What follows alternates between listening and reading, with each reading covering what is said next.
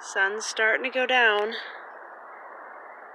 It's the end of the first week of my permaculture course, and today we slaughtered a chicken, and I bought that chicken. Well, I did a part of several different chickens, so I bought a chicken that was related to the project anyway. It was way calmer than I thought it was going to be. It's actually a really gentle process, and I'm happy with that. So then I come home after a day of kind of like pitching in on a farm, I come home to more work at my own place, of course. But I really can't get enough of it, so that's fine.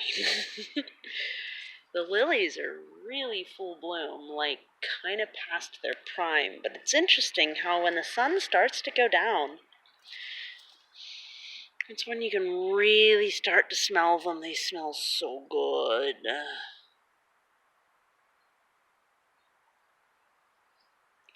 These ones, which are a little bit above my head, I'm 5'5", are not open yet.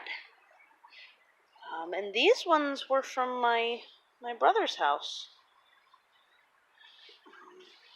So these are tree lilies, and you actually can dig them up and get a whole bunch more lilies off of them. And the first year that you put the teeny tiny bulb in, you probably won't even get this much. You'll probably get more like this. Tiny little thing. But eventually they develop into much bigger. From here to, and that one is about 5 foot tall. So, this here. Of course, my clematis is still going strong. It's in a really wet zone.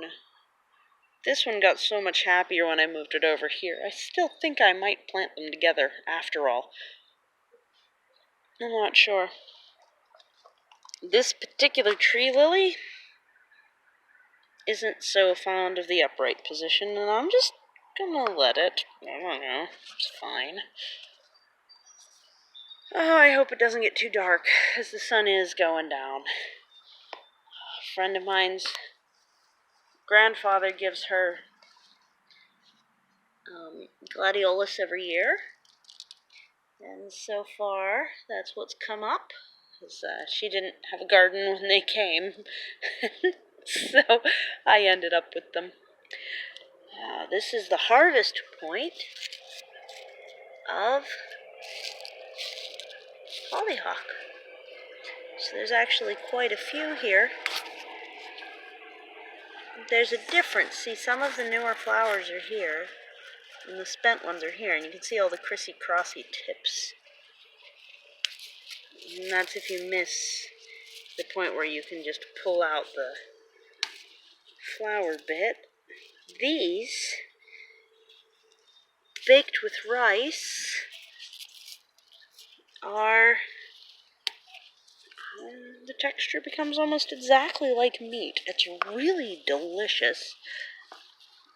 And they're quite prolific, and it stops hollyhocks from quite taking over your garden, too, because they do seed very readily. You're basically eating the seeds. As you can see, I've been thoroughly neglecting my daylily harvest. These are what I call bean flowers, because they taste like beans, but it's all of the little orange flowers along this edge, not the pot marigold or calendula, which is here, and the darker orange here. I've got a couple of different colors going. Not those. This edge. And little pops of color throughout the garden. It's quite bright, in fact. I've been slacking. I could have had quite a few more of these, but that's the nice thing about permaculture, is like if you get too overwhelmed, or you don't really need the food, it doesn't hurt anything to just let it go. It's fine. At worst, you'll have a plant go to seed, and then you'll have to deal with weeding it out if you didn't want that. That's really not that bad. I still have a groundhog. I think it's the female. She's a lot more skittish, so I'm going to have to figure out how to trap her. But I have been able to keep her out of a lot of the plots. Like, the growth is coming back in a lot of my contained areas, and so that's, oops, take that onto the porch. I pulled that out from an old watering drain over in here. You've seen me pulling them out from time to time. They are where I would pour the water down and you sink it into the ground about to here. And then you can give your garden a couple liters of water and just let it seep in over time. Really efficient watering method for gardens that need it. Mine doesn't tend to need it anymore. So I'm going to throw that. Pardon the noise I missed. Got a few young hops here that, if any of those are girls, that I may have actually found a home for them today. The farm that I was at sounds interested. And then I can continue propagating quite a few more, because if there's anything I have a ton of, it's hops. I have the ones that have spread down the hillside from Penn's Brewery eons ago. And they're, like 1700s. And they're pretty aggressive, so I think they're pretty well adapted to this region, because they're a freaking weed.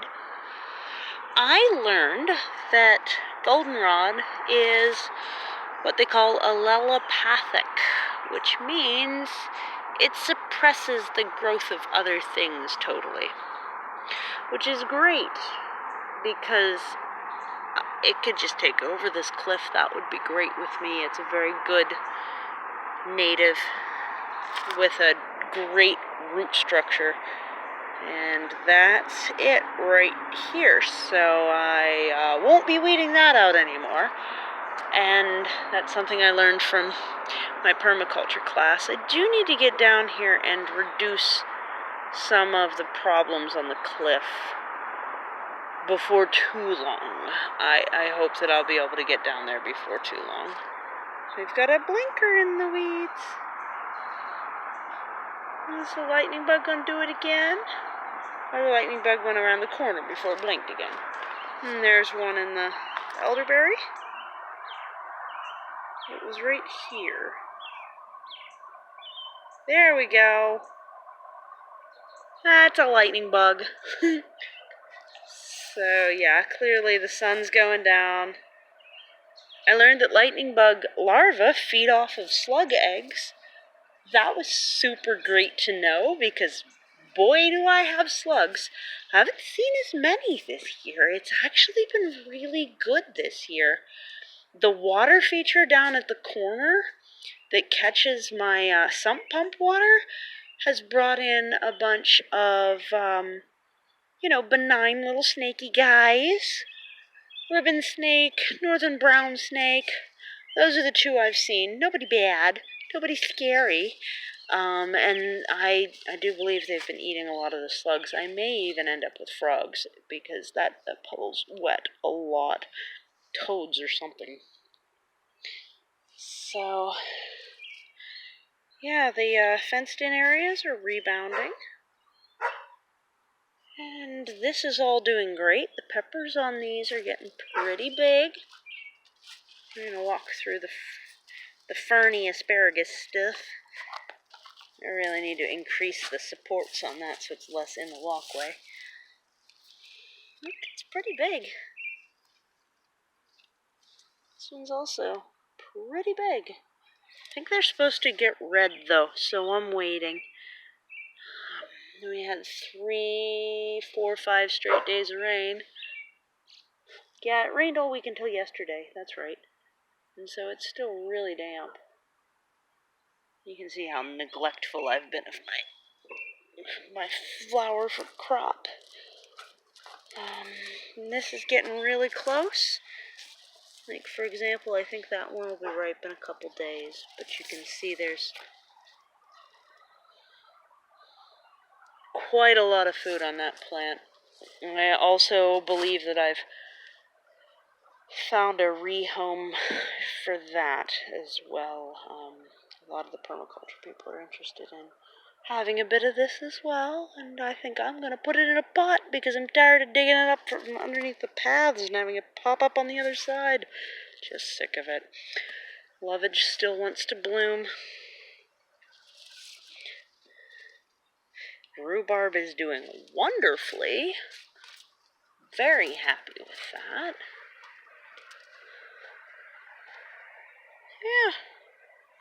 And the little baby kiwis are still coming along. There we go. And I got all of these little fruits out. I think the sun's going to be like down pretty soon, so I'm going to wrap this up. Cute little garden tour. I'm really pleased with how it's looking this year.